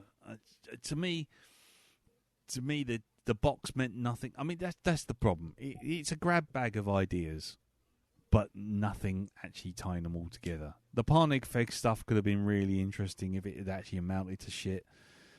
Him going looking for the lady scientist would have amounted to anything if they showed any interest in each other at all.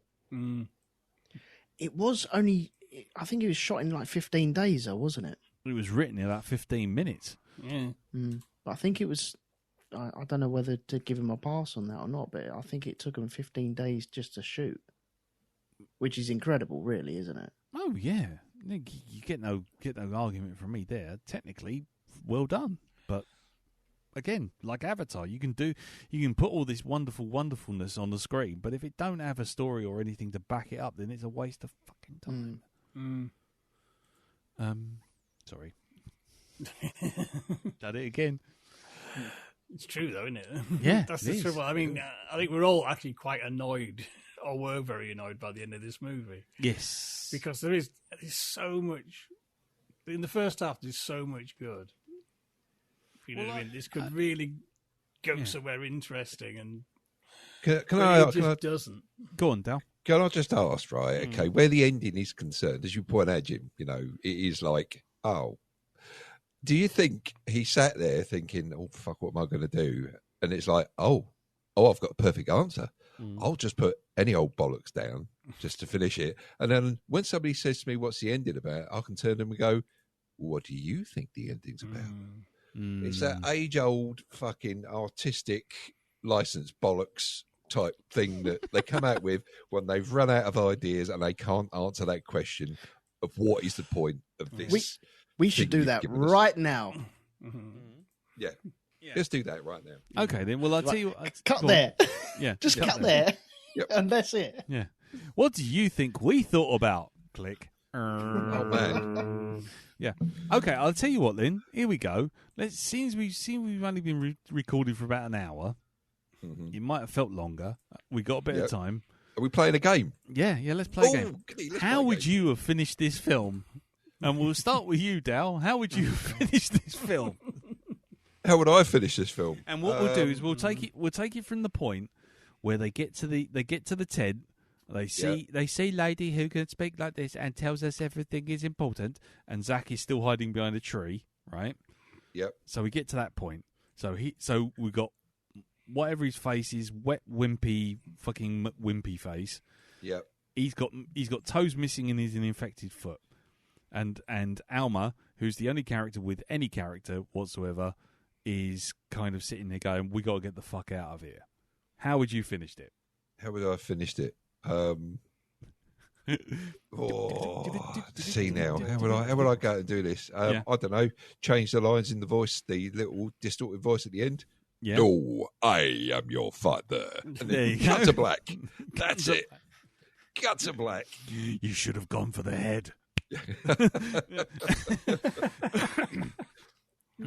Or done that whole sort of like speech from The Matrix. I can't stand the smell of it. I hate being here. It's the smell. It permeates. And sure, this Nicole's for a Morpheus. Yeah. Oh, yeah. It does call. Yeah. What if I told you Mr. Tumble was a cunt? Yeah. Okay, then, Jim, you're up next. How would you finish this? I think I'd have.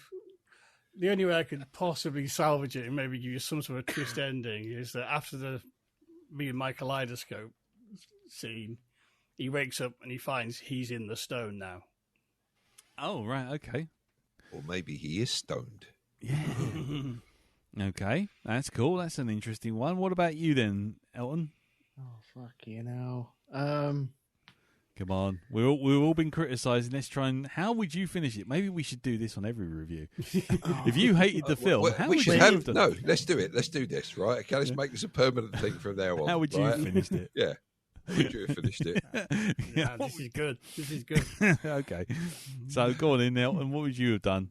Oh, see, I always go for the obvious fucking weird shit. No, go on in. Pull the weird shit meter. No, because I like the coherence sort of shit that goes on, where they're in this circle surrounded by mist, but they're also there again.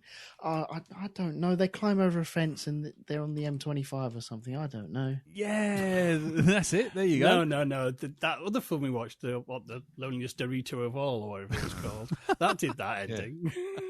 The loneliest Dorito of all. What was it called? The Triangle of Sadness. That's it. Yeah, that one. Do you know what? I've just had another idea.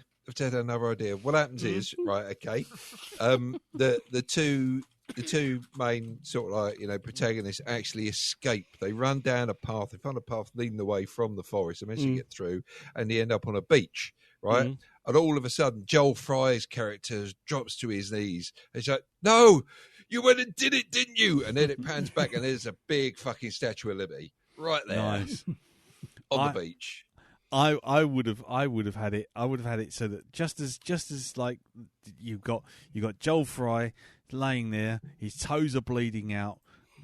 Everyone's kind of screaming. The lights are all flashing. Zach's behind a tree with a fucking bow and arrow and a load of moss growing out of his head, and then and all of that stuff's there. And all of a sudden it goes Center Parks. a holiday destination weather can't spoil. And it just ends.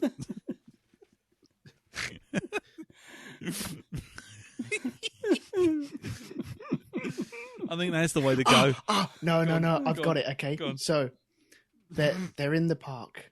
This hang on, I've got to get their names up again. Hang on. There's Zach.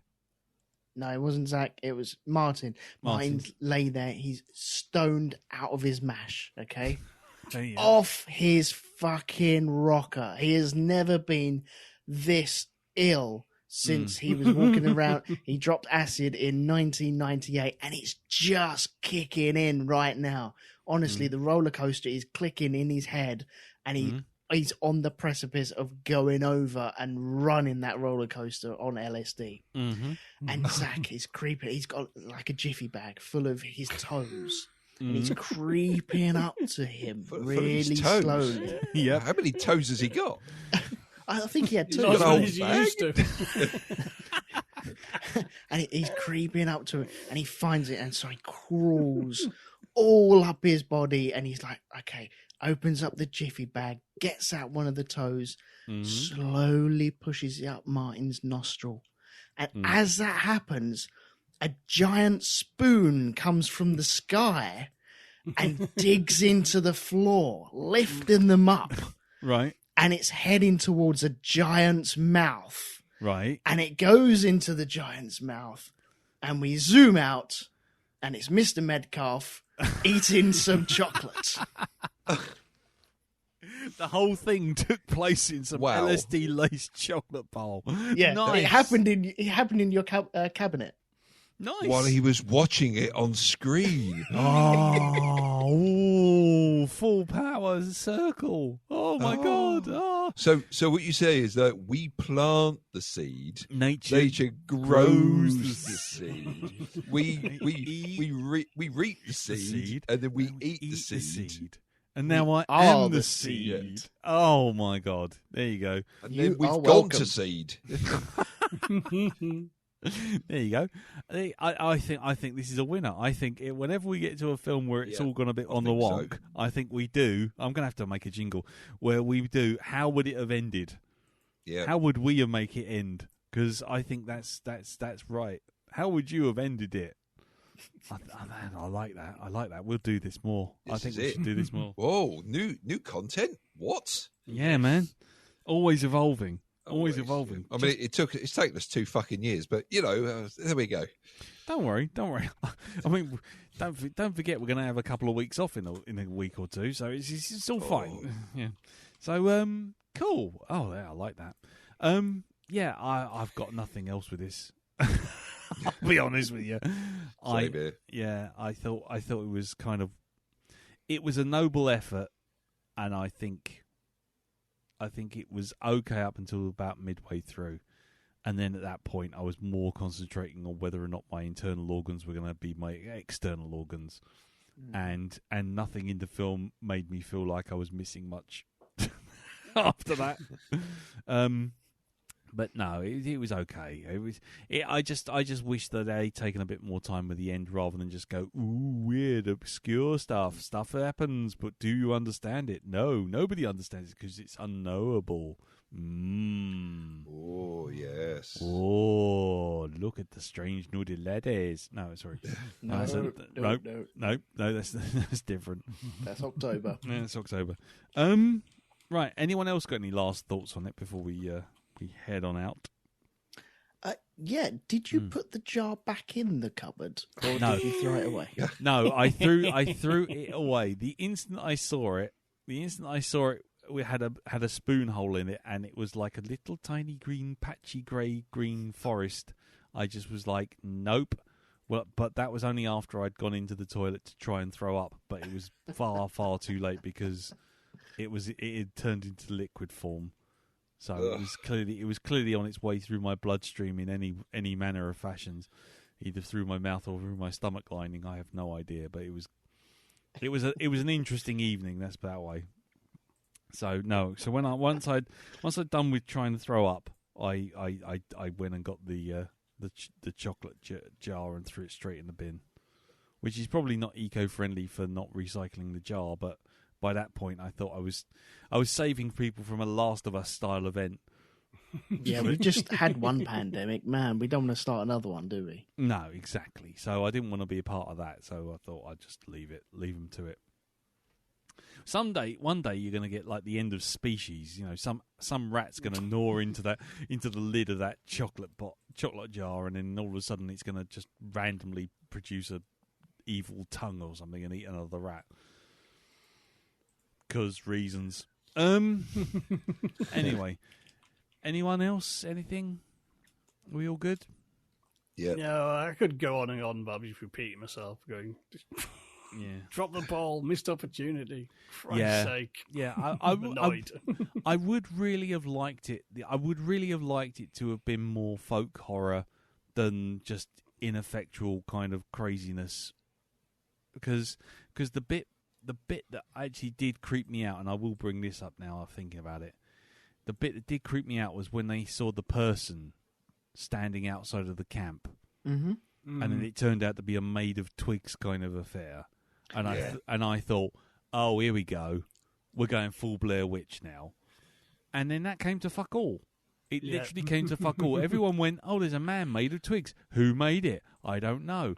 Could it have been Zach? Don't know. And then they're like, okay. Oh, the other thing that bothered me as well was that the puffiness spores, the puffy nipples of sporeness, or whatever they fucking were, they were the same fucking puffy kumquat things that were used in Alien Covenant that the bloke steps on. They were the same prop. Now, whether or not it was Alien Covenant first and then this, or whether it was this and then Alien Covenant, I have no idea. But that was clearly a prop that featured in both movies of a little thing that looked like a beetroot with a little tiny nipple on the top of it that goes and fires out like a spray diffuser. Mm-hmm. Anyway, that was just another little. That was, as you can tell, I was clearly only paying attention to very small details at that point because I thought my arse was going to explode. Right. Well, I think if there's nothing else to add, I think we shall leave it there. If anybody else has any feedback on this film, if they have watched it, do send in some feedback. Send it in either to the Facebook group, which is facebook.com/groups/The Black Dog Podcast, or you can get in contact with us via email, which is feedback@blackdogpodcast.com. Yeah, that's it. We'll leave it there. But now, before we head on over to Pimp's Corner and speak to the gents about their respective podcast works, let's go over to Darren for next week's movie. What movie are we going to be doing next week? Right. Well, next week's movie. Let's see now.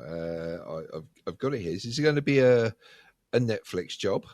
Mm-hmm. Okay. This is a film that I've been looking forward to actually watching. And it's looking at the review here. It says Empire Magazine called it one of the most purely enjoyable action movies in ages. Mm-hmm. And from the clips I've seen of it, I think that maybe, we could be on to a winner here with this one. Mm-hmm. And it's going to be Nobody, starring Bob Odenkirk. Nobody, starring Bob Odenkirk. There you go. And that's a Netflix one, that is. Okay. Okay. I'm so glad it's here.